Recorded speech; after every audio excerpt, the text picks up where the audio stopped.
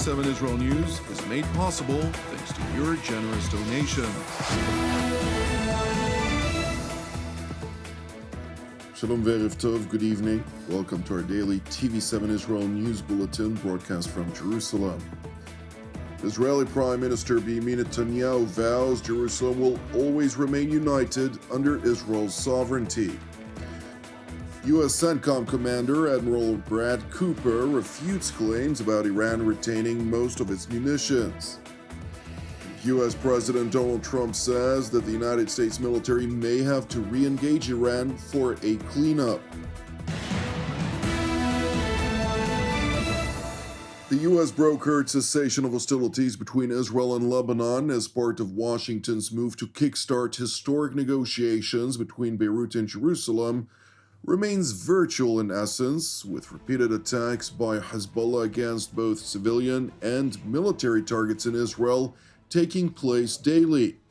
At least 6 projectiles were fired from Lebanon at the Galilee Panhandle last night, with Israel's aerial defense array intercepting the majority of the incoming projectiles, with 2 exploding in uninhabited areas. The barrage of missiles was the latest in an upward trajectory of Hezbollah attacks, including one-way attack drones on Israel's northern communities that resulted in several civilian casualties. One of the civilian casualties remains in critical condition, while another was admitted to the Galilee Medical Center Nahariya in moderate condition.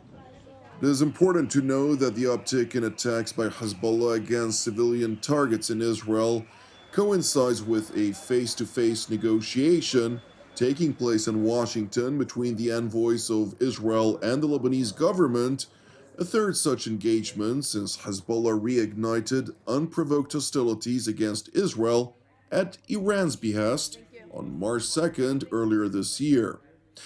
Meanwhile, in Jerusalem, celebrations are taking place throughout the Israeli capital, marking 59 years since the city's reunification. At a state ceremony last night, Israeli President Yitzhak Herzog asserted that the city is much more than merely a historic symbol. Jerusalem is not merely a symbol. Anyone who regards it as only a symbol misses the essence of Jerusalem. Jerusalem is so wondrous because it is alive. Because in the shadow of the ancient stones, children play. Because alongside the grand sweep of history, there are small, tangible, daily lives. And this, perhaps, is Jerusalem's great secret. It does not ask us to choose between memory and life. It demands that we carry both together. To remember the fallen, and to build homes, to safeguard the holy places, and to develop every sphere of life. This evening, we stand on the threshold of the 60th year of the city's reunification. More years have passed in the state of Israel with a united Jerusalem than with a divided one. We have already proven to the entire world that we will never give up on Jerusalem and its past. Yet, now is the time to prove to ourselves that we are capable of proudly shaping its future as well. Just as we have safeguarded it with strength, we must safeguard it also in spirit, in morality, in responsibility, in love of fellow human beings and respect for the faith of the other, respect for their way of life. We will safeguard Jerusalem out of a readiness to see in this city not only our past, but also our test. For a united Jerusalem is not only a political fact, it is a national mission. Prime Minister Benjamin Netanyahu, for his part, seized the opportunity to highlight the sacrifices made by the people of Israel for the sake of Jerusalem's reunification, pledging that the city will always remain united under the sovereignty of Israel. Prime Minister Netanyahu went on to stress Israel's commitment to confront radical Islamic regimes, which frequently voice their intentions of conquering Jerusalem, to include the Ayatollah regime in Iran, Hezbollah in Lebanon, Hamas in Gaza, the Houthis in Yemen, and the Julani regime in Damascus, among others. Our enemies seek to annihilate us all. They make no distinction between right and left, between secular, religious, and ultra-Orthodox, between Jews and Arab citizens of Israel. Our enemies seek to annihilate us all without exception. But they have another goal, to uproot us from Jerusalem. Their slogan, "We are on the way to Jerusalem," expresses the malicious intention to remove us from the heart of the Jewish nation. We cannot let this happen, and it will not happen.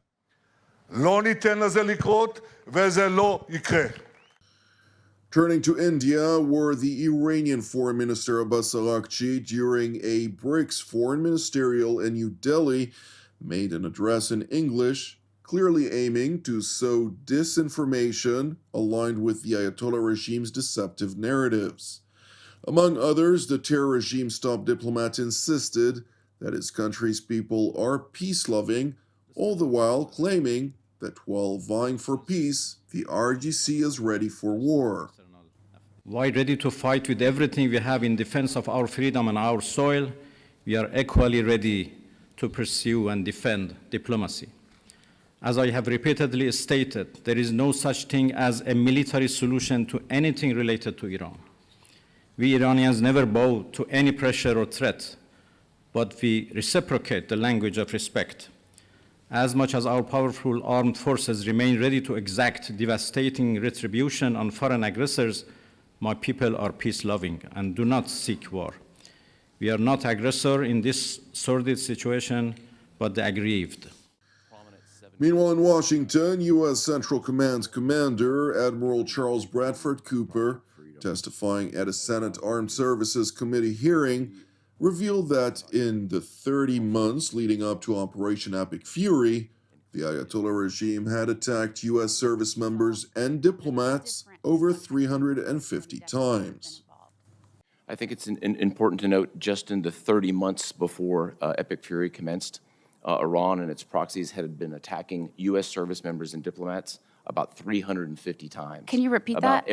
About every third day. Iran and its proxies attacked American service members 350 times in the Middle East. I don't think that Americans were aware of that in the 30 months that they had attacked Americans or their service members 350 times. Does that surprise you that I would say that? That I don't believe the everyday American going to work knew that? It's disappointing, but between the actions of proxies in Iraq and Syria, as well as the Houthis, that's simply the fact of what happened. Admiral Cooper, in a lengthy testimony that effectively refuted many media claims over the results of Operation Epic Fury, emphasized that the goals policymakers in Washington set out early on were successfully achieved. Our military mission in Operation Epic Fury was crystal clear from the very outset and remained steady throughout. The mission was to degrade Iran's ability to project power on its neighbors and U.S. interests. It had three key components: degrade Iran's ballistic missiles and the defense industrial base that supports it, degrade Iran's drones and the defense industrial base that supports that, and degrade their Navy and the defense industrial base that supports that. In each of those categories, we met all of the achievements. Each of those systems were significantly degraded. If I gave you just a couple of examples, the defense industrial base for their drones and their missiles and their Navy were degraded by 90%. They have about 10% left. For the Navy, my military assessment would be that the Navy will not begin to rebuild for 5 to 10 years. Many of you are served in states that build ships. It's complex. It's particularly complex when you don't have an industrial base to build it. My professional perspective on this also is that Iran would not return to the same level of Navy that it had for a generation. Admiral Cooper went on to refute publications citing unnamed intelligence sources, claiming that Iran had maintained some 70 to 75% of its arsenal. I think it's appropriate in this forum not to discuss specific intelligence assessments. What I would say from my perspective is the numbers that I've seen in open source are not accurate. I think what also is not taken into consideration, it's more than just the numbers.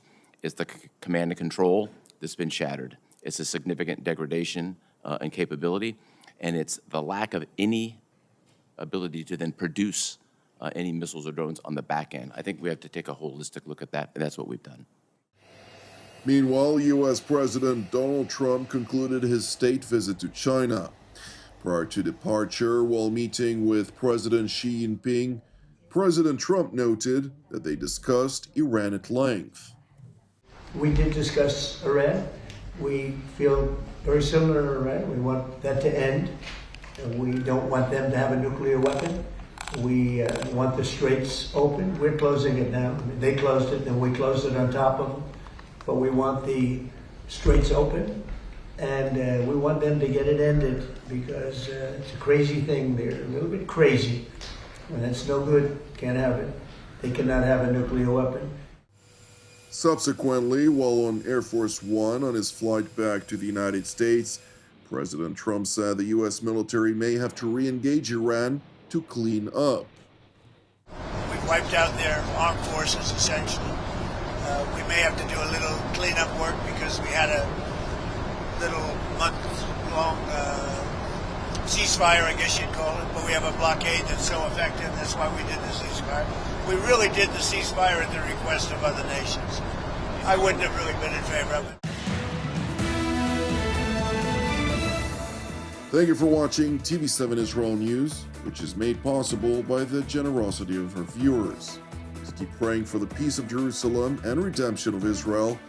Jonathan Essen wishing you a Shabbat Shalom u'mevorach, and God willing, until our next update, Shalom from Jerusalem.